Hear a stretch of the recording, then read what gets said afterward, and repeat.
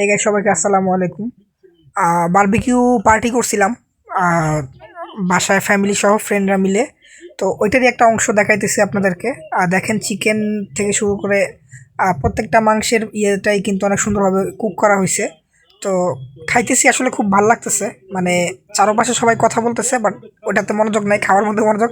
এখানে রুটি ছিঁড়তেছে, আমি কতটা যুদ্ধ করতেছি আপনারা দেখেন কি পরিমাণ যুদ্ধ করতেছি। একটা রুটি ছিঁড়তে যায়, লাস্টে না পেরে কামড় দিয়ে ছিঁড়ছে, দেখেন কিভাবে কামড় দিয়ে রুটি ছিঁড়ে।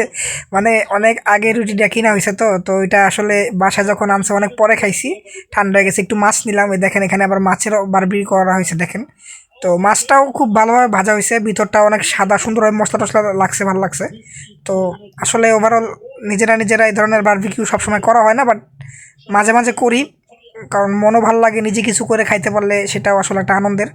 তো যারা যারা এগুলো পছন্দ করেন ভিডিওটা একটা লাইক দিবেন, এরকম ভিডিও আরও আসবে ইনশাল্লাহ। সবাই ভালো থাকবেন, আসসালামু আলাইকুম।